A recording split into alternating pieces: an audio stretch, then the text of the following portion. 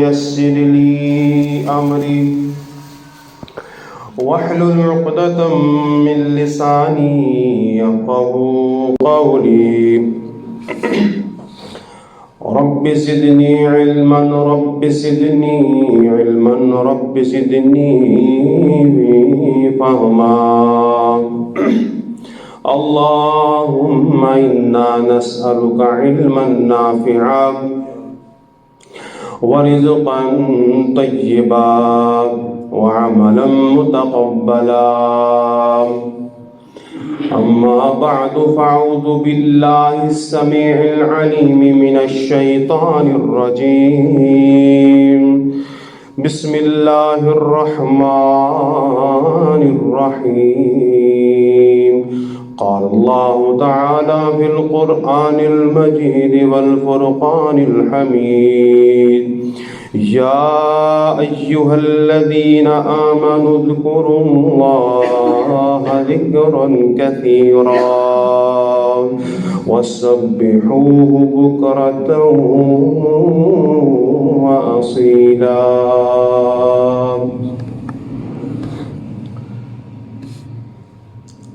صدق اللہ العظیم۔ ہر قسم کی حمد و ثنا پاک مطہر مطیب پاکیزہ مبارک کلمات اللہ جل شانہ مجدہ کی ذات پاک کے لیے خاص، جو اپنی ذات کے اندر، افعال کے اندر، عبادت کے اندر، حقوق کے اندر، تصرفات کے اندر، اختیارات کے اندر وحدہ لا شریک۔ درود و سلام ہو آقائد و جہان، پیغمبر کون و مکان، سید المرسلین، خاتم النبیین، قائد اعظم، رہبر اعظم، مرشد اعظم احمد مجتبیٰ حضرت محمد مصطفیٰ صلی اللہ علیہ وسلم کی ذات اعلیٰ و بالا کے لیے اللہ بیش بہا رحمت برکت نازل فرمائے۔ صحابہ کرام، اہل بیت اعظام، تابعین، تبع تابعین، ائمہ کرام، محدثین اعظام، اول الرحمن۔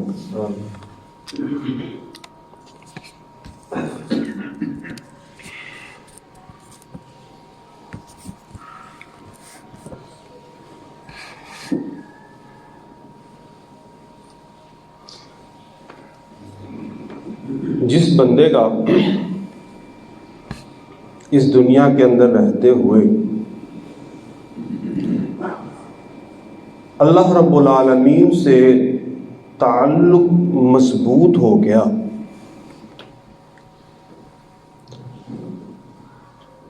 ایسے بندے کی دنیا بھی سنور جاتی ہے اور آخرت بھی سنور جاتی ہے، کہ اس کا اپنے مالک، اپنے خالق سے جو تعلق ہے وہ بڑا مضبوط ہے۔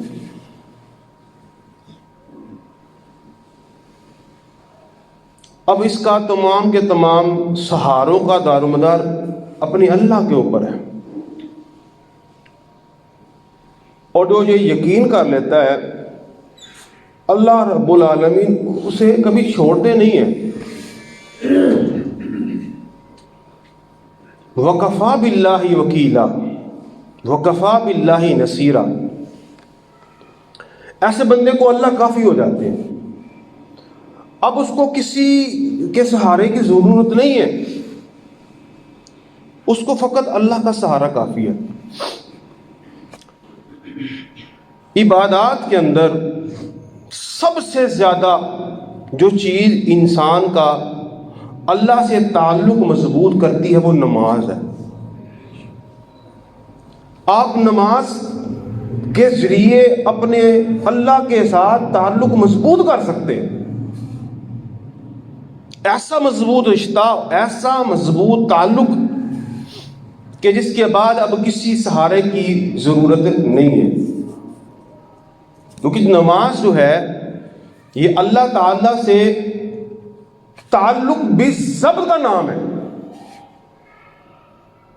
کیونکہ اسلام قبول کرنے کے بعد شہادتین کی گواہی کے متصل بعد جو فریضہ عائد ہوتا ہے وہ نماز ہی ہے۔ تو میرے محترم بھائیوں، دوستوں، بزرگوں، انسان کی زندگی کی یاد رکھیں ساری مشکلات کا مداوا، ساری مشکلات کا حل بھی نماز ہی ہے۔ ہماری زندگی اسی وجہ سے ٹینشنوں اور پریشانیوں سے عبارت ہے کیونکہ نماز اکثریت نہیں پڑھتی ہے، اور جو کچھ ساتھی نماز پڑھتے ہیں، کچھ دوست نماز پڑھتے ہیں، اب ان کے لیے لازم بنتا ہے کہ نماز کے اندر وہ اللہ سے وہ تعلق تو بنائیں، وہ رشتہ تو بنائیں اپنے مالک سے کہ پھر مالک ہمارا ہو جائے، وہ ہماری پرواہ کرے، ہمارے اوپر خیر نازل کرے۔ تو اس کا بہترین طریقہ کار میں نے آپ کو گزشتہ کئی جمعات سے نماز کے ترجمے کی شکل میں آپ کو بتا دیا ہے کہ آپ کی نماز میں حسن پیدا ہوگا، آپ کی نماز ایسی ہوگی کہ آپ کو اپنے اللہ سے باتیں کرنے میں مزہ آئے گا، تعلق بڑا مضبوط ہو جائے گا، اور جو ہی اپنے رب سے تعلق مضبوط ہوا تو یاد رکھیے وَكَفَى بِاللَّهِ وَكِيلًا وَكَفَى بِاللَّهِ نَصِيرًا، اس کو آج یاد رکھ لیجیے۔ اللہ پھر ایسے بندے کی مدد کرتا ہے، ایسے بندے کے لیے کافی ہو جاتا ہے۔ تو سلام پھیرنے تک جتنی بھی دعائیں تھیں، جتنا بھی ذکر تھے، جتنے بھی کلمات جملے تھے، ایک وہ جو ہم عام معمولات میں پڑھتے ہیں، اور کچھ جو زائد جو نبی پاک صلی اللہ علیہ وسلم سے صحیح سند سے ثابت ہے، ان کا ترجمہ اور مفاہیم میں نے آپ کے گوش گزار کر دیا ہے۔ ساتھی کوشش کریں ان کے ترجموں کو یاد کرنے، اور اس سے بڑا فائدہ ہوگا انشاءاللہ الرحمن، بڑا فائدہ ہوگا۔ آپ کو معلوم ہوگا عبادت ہوتی کیا ہے۔ عبادت کوئی ٹکروں کا نام نہیں ہے، صرف اپنے سر کو زمین پہ مارنے کا نام نہیں ہے، اوپر نیچے ہونے کا نام نہیں ہے۔ عبادت نام ہے غایت الحب، انتہا درجے کی محبت، انتہا درجے کی محبت، ایسی محبت جو کسی سے ہو ہی نہیں سکتی ہے، ایسی انسان کو اللہ سے محبت۔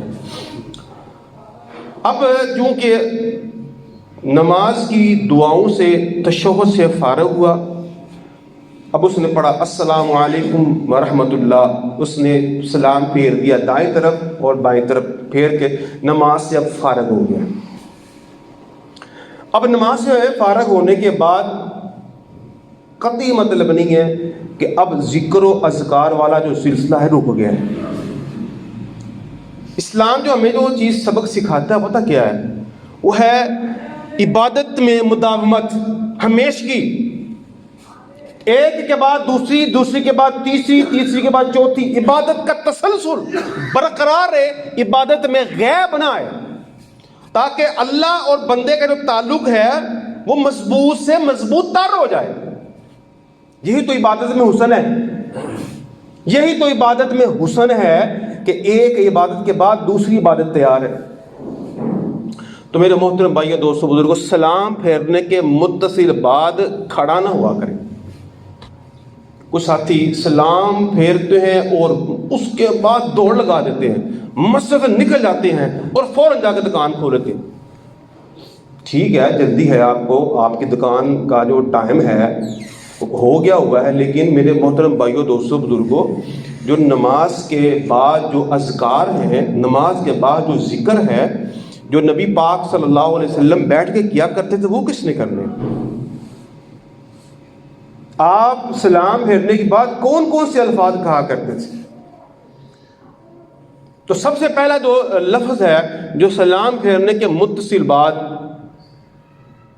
اللہ اکبر با آواز بلند ایک مرتبہ آپ نے کہنا ہے، اور اس کے متصل بعد 3 دفعہ استغفر اللہ، استغفر اللہ، استغفر اللہ۔ یعنی یہ سلام پھیرنے کے متصل بعد جو لفظ جو مسنون ہے، جو نبی پاک صلی اللہ علیہ وسلم پڑھا کرتے تھے اور آپ کو دیکھ کر صحابہ کرام پڑھا کرتے تھے، وہ یہی تھے۔ آپ با آواز بلند ایک مرتبہ اللہ اکبر، اور اس کے بعد 3 مرتبہ استغفر اللہ، استغفر اللہ، استغفر اللہ پڑھ کر آپ پھر اپنی آواز کو دھیما کر لیا کریں۔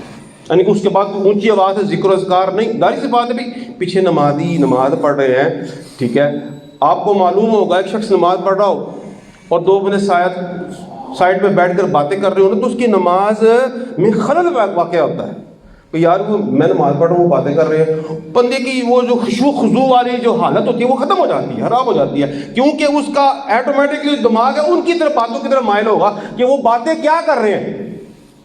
تو کوشش یہ کرنی چاہیے اونچی آواز سے جو آپ نے پڑھنا ہے اس میں میرے خیال میں 2 سے 3 سیکنڈ لگتے ہیں بس، اس کے بعد آپ کے اپنے اذکار ہیں، اس کے بعد بھی آپ نے متصل کھڑا نہیں ہونا ہے۔ سیدہ عائشہ رضی اللہ تعالی عنہا بیان فرماتی ہیں، صحیح مسلم کے اندر ہے کہ نبی پاک صلی اللہ علیہ وسلم جب سلام پھیرتے، سلام پھیرنے کے بعد اس وقت تک نہیں اپنا منہ پھیرتے جب تک یہ وظیفہ، جب تک یہ ذکر نہیں پڑھتے، یعنی اتنا وقف، اتنا توقف ضرور کرتے، آپ آگے قبلہ کی طرف منہ کر کے اتنا توقف ضرور کرتے جس میں آپ یہ دعا پڑھ لیتے۔ وہ دعا کون سی ہے؟ اللہم انت السلام ومنک السلام تبارکت یا ذا الجلال والاکرام۔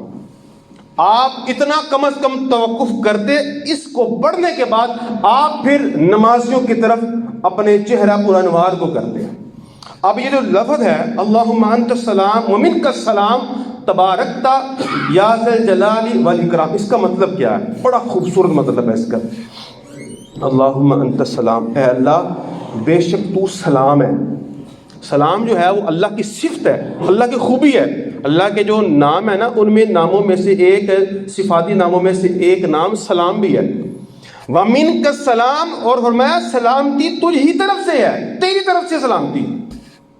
اللہم انت السلام ومنک السلام تبارکت یا ذا الجلال والاکرام، اے جلال والے، اے عزت والے، تیری ذات بہت زیادہ برکت والی ہے، تیری ذات بابرکت ہے، برکت والی ہے، باعث برکت ہے۔ تو اللہم انت السلام، سلام کا مطلب کیا ہوتا ہے اس کو ذرا سمجھ لیجئے۔ ایک تو سلام ہم ایک دوسرے کے لیے دعا کے طور پر کرتے ہیں، اللہ تیرے پر رحمت نازل فرمائے، تجھے سلامت رکھے۔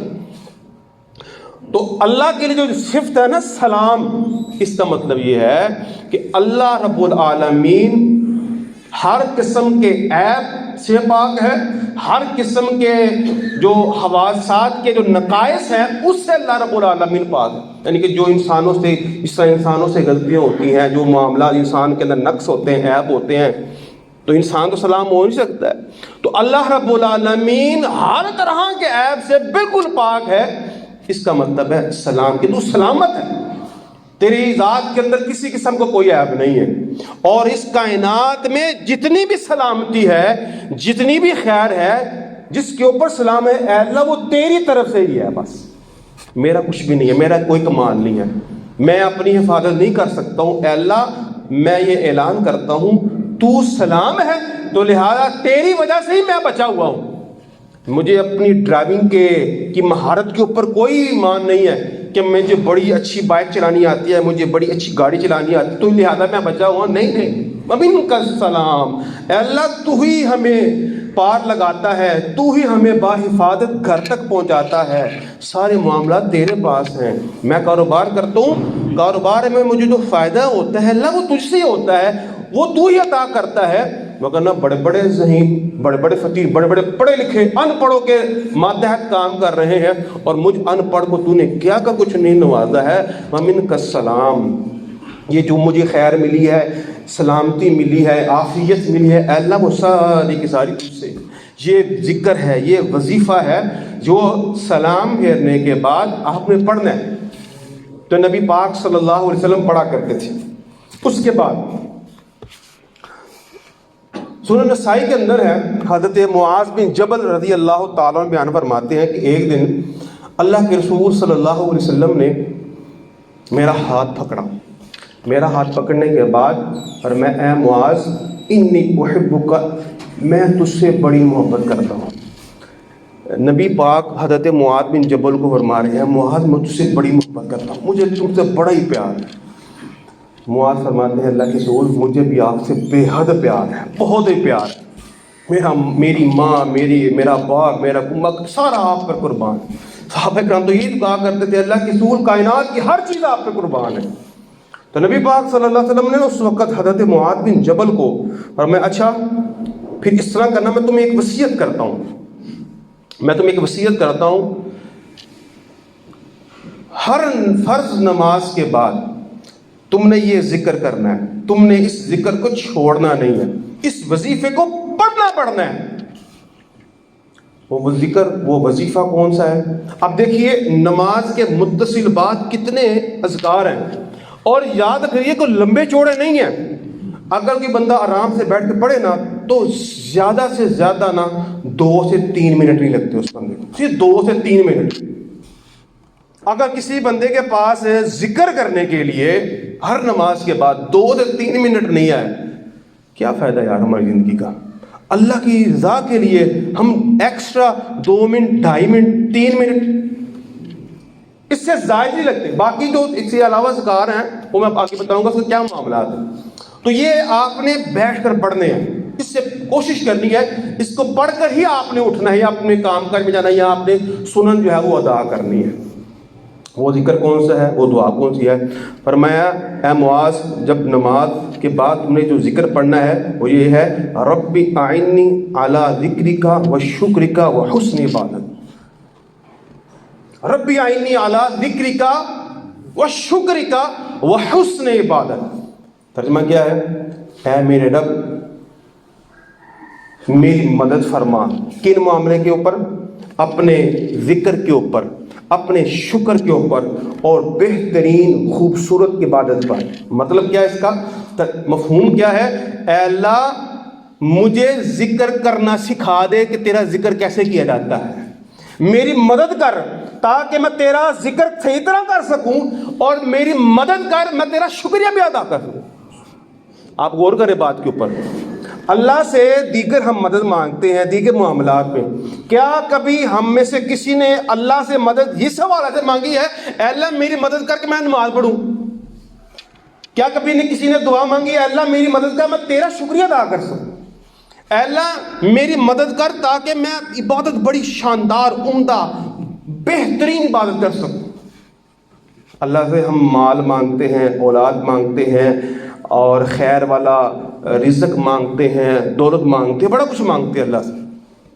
ان دعاؤں میں سے نا ایک دعا اپنے لیے یہ بھی کیا کریں، اے اللہ یہ نماز میں نے پڑھ لی ہے، تیرے فضل سے تیرے کرم سے میں نے نماز ادا کر لی ہے، آئندہ مستقبل میں بھی مجھے پکڑ کے رکھنا، اور اسی طرح اپنا ذکر کرنے والا بنا، اپنا شکر ادا کرنے والا بنا، اور ہماری عبادتوں کے اندر حسن پیدا کرنا۔ یہ اللہ سے مناجات ہے، اللہ سے تعلق ہے۔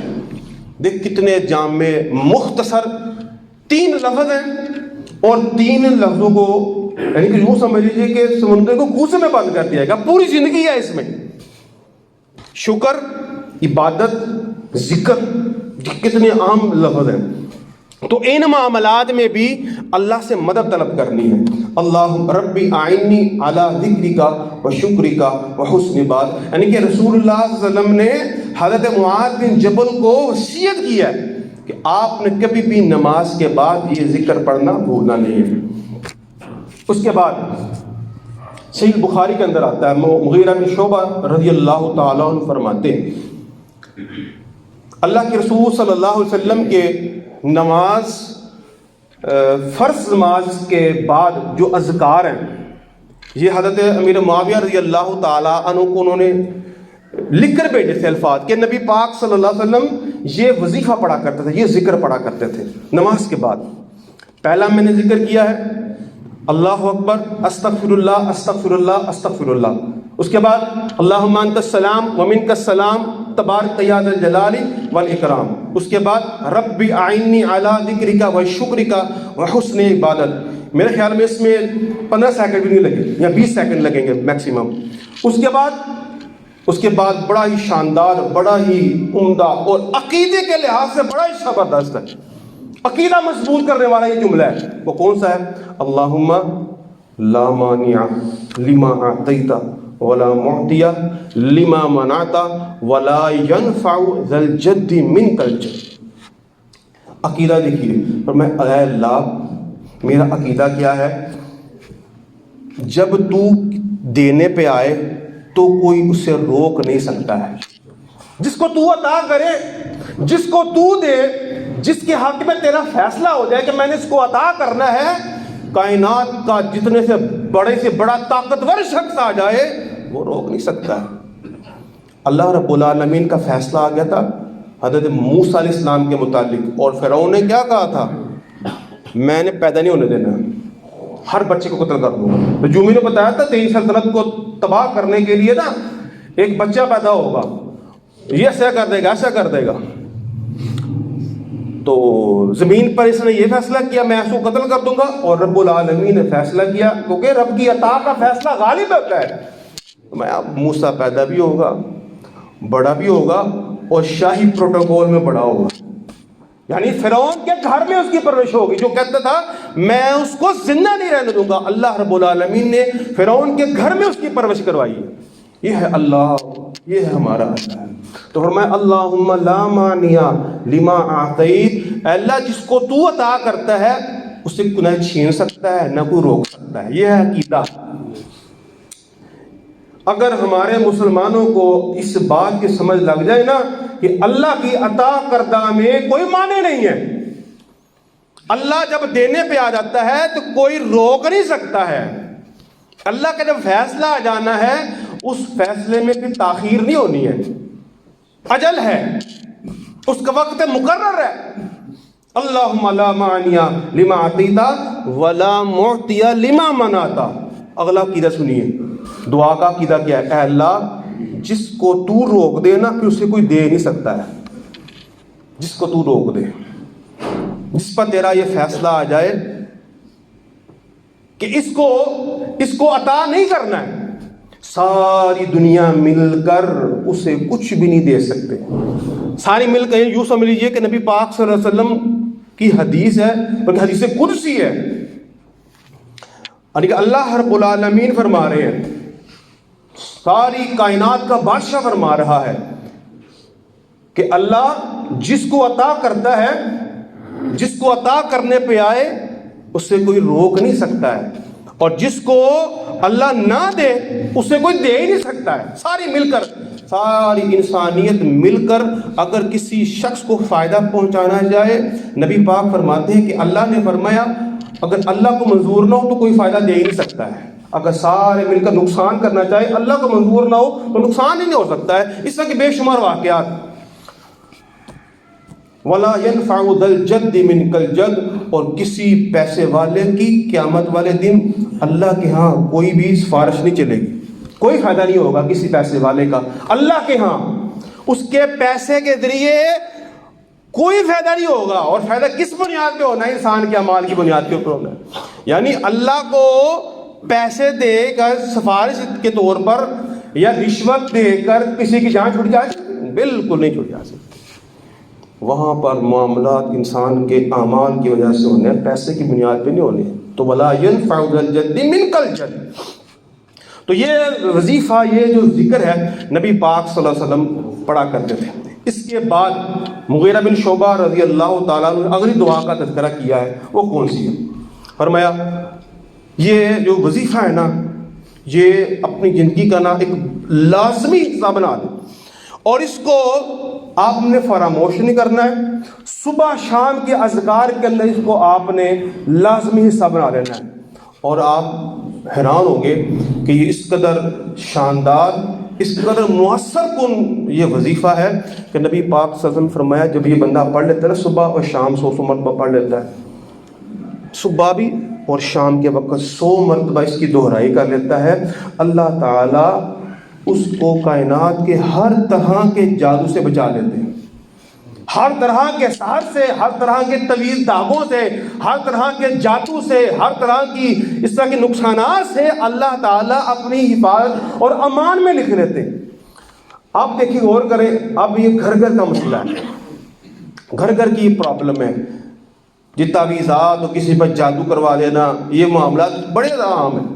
تو اللہ کی حفاظت میں آنے کے لیے نا یہ وظیفہ اپنے اذکار میں شامل کرے. وہ کون سا ہے؟ وہ ہے لا الہ الا اللہ. بڑا سانجتا ہے، آپ سب کو مجھے امید آتا ہوگا. لا الہ الا اللہ وحدہ لا شریک لہ لہ الملک ولہ الحمد وہو علی کل شیء قدیر. ترجمہ کیا ہے؟ اللہ وہ ہے جس کے علاوہ کوئی عبادت کے لائق نہیں ہے، اسی کی بادشاہت ہے اور اسی کی تعریف ہے، بے شک اللہ تعالیٰ ہر شے کے اوپر قادر ہے۔ یہ اس دعا کا ترجمہ ہے، اس وظیفے کا ترجمہ ہے۔ تو یہ اتنا کیونکہ اس میں اللہ رب العالمین کا ذاتی نام ہے، وہ ہے اللہ، اس کے نام کے توسل سے ہم اللہ کی پناہ میں جب آئیں گے نا تو پھر یہ ختم ہو جائیں گے سارا کچھ۔ آپ کے گھر میں خیر نازل ہوگی، آپ کے گھر میں اللہ کی رحمتیں نازل ہوگی۔ تو یہ وظیفہ بھی یاد کر لیں، اس کو بھی پڑھیں، اس کو پڑھے بغیر آپ اٹھے نا۔ لا الہ الا اللہ وحدہ لا شریک لہ لہ الملک و لہ الحمد وہو علی کل شیء قدیر۔ اور اس سے پہلے جو میں نے ذکر کیا ہے، اللہم لا معنی لما اعطیت ولا معطی لما منعت ولا ينفع ذا الجد منک الجد۔ تو یہ نبی پاک صلی اللہ علیہ وسلم نماز کے متصل بعد یہ ذکر کیا کرتے تھے۔ اور ایک اور بات، ایک اور وظیفہ اتنا شاندار، اتنا عمدہ، جس کو ہم تسبیح فاطمہ بھی کہتے ہیں، یعنی یہ اس قدر جامع لفظ ہے، اس قدر عمدہ اللہ تعالیٰ کا جو وہ ذکر ہے کہ حضرت فاطمہ رضی اللہ تعالی عنہا نبی پاک صلی اللہ علیہ وسلم کے پاس آئیں، ان کو بلکہ بھیجا حضرت علی رضی اللہ تعالیٰ عنہ کہ آپ کے بابا کے پاس نا کچھ جو ہے وہ غلام آئے ہوئے ہیں، تو آپ ان سے ریکویسٹ کریں، کیونکہ اکیلی ہوں کام کرنے کی تو تھک جاتی ہوں، کوئی نوکر ہو نا ساتھ وہ میرا ہاتھ بٹائے تو کام ڈیوائڈ ہو جاتا ہے۔ آپ گئیں اور رسول اللہ صلی اللہ علیہ وسلم بزی تھے لوگوں کو دینے میں، وہ غلام مال جو غنیمت ہے وہ دینے میں بزی تھے، آپ انتظار کرتے نہیں، اور ٹائم چونکہ تھوڑا زیادہ ہو گیا، اور سیدہ عائشہ رضی اللہ تعالی عنہا سے کہہ کر چلے گئیں کہ آپ بتا دیجیے گا کہ جو ہے نا وہ فاطمہ آئی تھی۔ نبی علیہ السلام فارغ ہوئے، حضرت عائشہ رضی اللہ تعالی عنہا نے ان کو بتایا کہ آپ کی صاحبزادی آئی ہوئی تھی، اس طرح کی جو ہے نا وہ مطالبہ تھا ان کا۔ نبی پاک صلی اللہ علیہ وسلم فوراً حضرت فاطمہ رضی اللہ تعالیٰ عنہ کے گھر گئی اور بات پوچھی، کہا اے فاطمہ، کیا جو تم مجھے سوال کر رہی ہے نا، مجھ سے تو مطالبہ کر رہی ہے، کیا اس سے بہتر تمہیں میں وظیفہ نہ بتاؤں؟ اس سے بہتر وظیفہ، اس سے شاندار وظیفہ، اس سے بہتر عمدہ کہ تیرے پاس جو غلام ہو اور میں تمہیں ایک وظیفہ بتا دوں جو اس سے کئی گنا بہتر ہو؟ ہاں بتائیے۔ دیکھیے، لوگوں کے لیے مال ہے، لوگوں کے لیے غلام ہے، اور اپنی اولاد کو ذکر سکھا رہے ہیں، لوگوں کو اپنی اولاد کو وظیفے سکھائے جا رہے ہیں، اور یہاں پر دولت خود،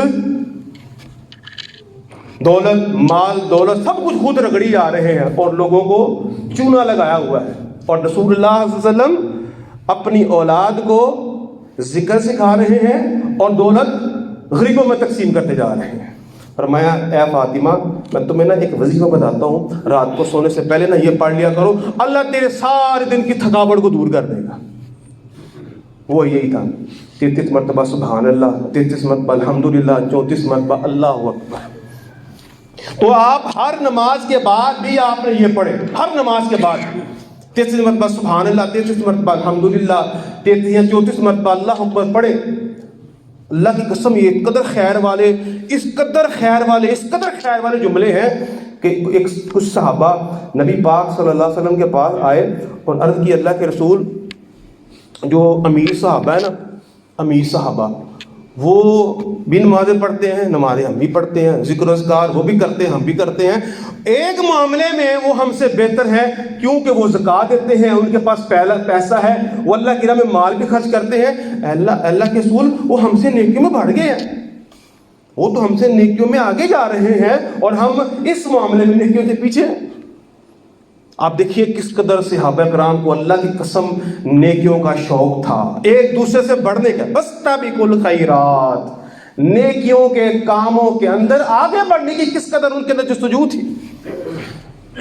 سوال کیا کریں اللہ کے رسول، وہ تو آگے بڑھ گئے، ہم بھی آگے بڑھنا چاہتے ہیں، لیکن ہمارے پاس پیسہ نہیں ہے، ہمارے پاس دولت نہیں ہے، تو اس کو اللہ کے راہ میں خرچ کر ہی نہیں سکتے۔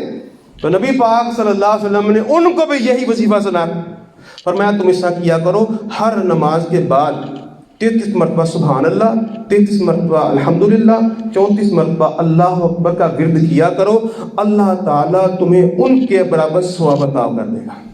تمہیں نہیں ضرورت مال خرچ کرنے کی، تمہیں نہیں انفاق فی سبیل اللہ کرنے کی، تمہارے پاس تو ہے ہی کوئی نہیں، اللہ تمہیں ان کے برابر اجر کے برابر کر دے گا، جتنا وہ اجر کما رہے ہیں تمہیں بھی ان کا اتنا جو ہے وہ اجر ملے گا۔ تو میرے محترم بھائیو، دوستوں، بزرگوں، باقی جو آیت الکرسی ہے انشاءاللہ کوشش کریں گے اس کو اگلے میں بیان کریں گے، کیونکہ وہ بڑی اہم جو ہے وہ صورت ہے، اہم جو ہے وہ آیت ہے، اس کا انشاءاللہ تذکرہ اگلے جمعے ہوگا۔ تو یہ جو میں نے بھی دعائیں بتائی ہیں، امید ہے سب ساتھیوں کی آتی ہوں گی، لیکن اگر نہیں بھی آتی ہو تو کوشش کریں ان کو یاد کرنے کی۔ اگر کوئی ساتھی آتی ہے لیکن سستی کر جاتے ہیں، سستی کی وجہ سے وہ نہیں پڑھتے ہیں، وہ سمجھتے ہیں ان کے پاس ٹائم جو ہے بڑا کم ہوتا ہے، تو میرے محترم بھائیو، دوستوں، بزرگوں، کوئی مسئلہ نہیں ہے، آپ کی ذرا جلدی بھی ہے نا تو کوئی مسئلہ نہیں، آپ اس کو جانتے ہوئے بھی پڑھ لیں، لیکن بہتر یہی ہے کہ آپ مسجد میں بیٹھیں، کیونکہ انسان جب بیٹھا رہتا ہے نا تو اللہ، نبی پاک صلی اللہ علیہ وسلم نے فرمایا اللہ کی رحمت اترتی رہتی ہے جب تک کہ اس کے ہونٹ جو ہے وہ ہلتے رہتے ہیں، بیٹھا رہے تو اللہ کی رحمت جو ہے وہ نازل ہوتی رہتی ہے۔ وظیفہ بھی کر رہا ہے، ذکر بھی کر رہا ہے، تو اپنے دیگر اذکار کے اندر یہ بھی شامل کریں، اور خصوصاً نماز کے متصل بعد کے جو میں نے اذکار ذکر کیے ہیں ان کو یاد کریں، ترجمے کے ساتھ یاد کریں، اور اس مفاہیم کو ذہن میں رکھ کر اس کو پڑھیں، انشاءاللہ بڑی خیر نظر ہوگی۔ اللہ سے دعا کرنا عمل کی توفیق عطا فرمائے۔ اقول قولی ھذا استغفر اللہ لی ولکم ولسائر المسلمین وما علینا الا البلاغ۔